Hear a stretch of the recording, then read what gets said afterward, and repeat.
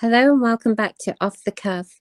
I'm Angel, and as always, I am joined by my co-hosts Pixie and Ash. Today we're diving into a case that still perplexes everyone. Brian Shaffer, a promising medical student who vanished without trace one night in 2006. We'll explore what happened, the theories, and where the case stands today. Welcome to the show, everyone. Yeah, this case is absolutely mind-boggling. Brian Shaffer's disappearance is one of those mysteries that feels like a real-life puzzle with missing pieces. His case is unique in that there's video footage of him walking into a bar and then he's just gone. No one knows what happened after that night. It's just eerie. Hi all, it's crazy, right? I mean, with so many cameras, witness accounts, and theories floated around, how does someone just vanish like that? There are so many twists to the story, and honestly, it feels like we're missing something crucial. Definitely. So let's start from the beginning. Brian Shaffer was a 27-year-old medical student at Ohio State University, and he was at the peak of his life, smart, focused, and a bright future ahead of him.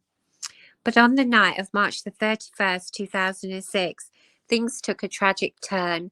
Brian went out with his friends to celebrate spring break at a bar in Columbus, Ohio, called the Ugly Tuna Saloon. So Brian goes out that night to have fun with friends.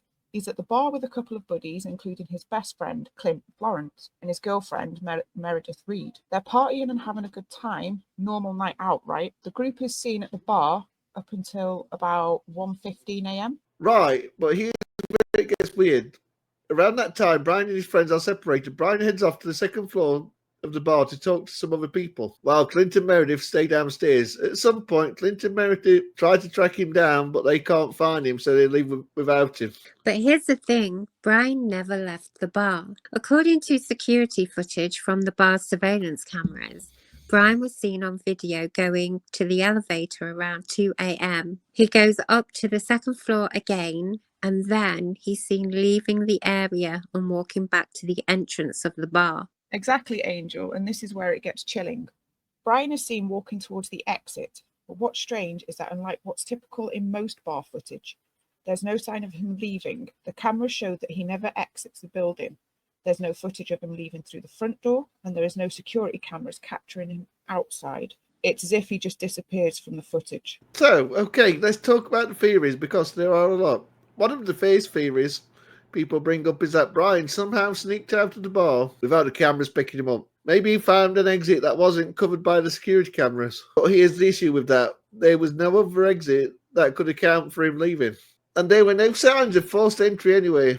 Nothing that indicates Brian left the building in a way that would evade the cameras. Right, Ash. And then there's the idea that maybe Brian was the victim of foul play. I mean, this was a busy bar. There were lots of people around. Could someone have targeted him and taken him out the back? Or maybe he had a confrontation with someone there that escalated. But there's just no clear evidence of any struggle or of Brian being harmed in any way before he vanished. Which brings us to another theory, that maybe Brian wanted to disappear. Some people have speculated that he might have staged his disappearance. Maybe there was something going on in his life. Maybe he was stressed out about school or something personal, and he decided to just walk away. But here's the thing. People close to him said that Brian had no signs of depression. His family and friends were shocked. It doesn't seem like he was planning to vanish. Then there's the theory that Brian was caught up in something bigger, like foul play, but it was carefully orchestrated. It could have been something personal or something connected to his schoolwork. He was in medical school, and medical students often deal with immense stress, so could he have been targeted by someone close to him or someone connected to his school? There's no solid proof, but it's still an open question. And don't forget the possibility of an accidental death. Some have proposed that Brian somehow left the bar, was disorientated, and ended up in a situation where he accidentally fell or hurt himself.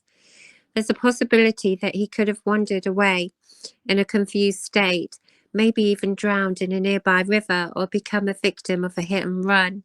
The fact that nobody was ever found, though, just makes it seem unlikely. Yeah, and let's not forget the weirdness with the footage. There are actual theories that the footage of Brian walking toward the exit is not real footage of him at all. Some have speculated that the footage was doctored or manipulated, but if that were true, why would someone do that?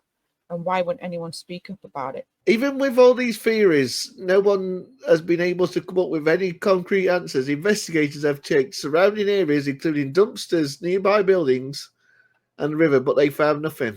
They interviewed the people at the bar that night, but no one remembers anything out of the ordinary. It's like Brian just vanished into thin air. Right, Ash, and let's not forget about the public interest. For years, people have followed this case, searching for answers. There have even been online groups dedicated to trying to figure out what happened to Brian. But here's the thing, despite all the time that's passed, over 18 years now, no one has been able to solve the mystery. The case is still open, but there's been no new significant information. The authorities are still working on leads, but as time goes on, it's starting to feel like this is one of those cases that might never be solved. Yes, it's a haunting one. Brian's family has never given up hope, and there's still a lot of unanswered questions. What happened to Brian Shaffer that night?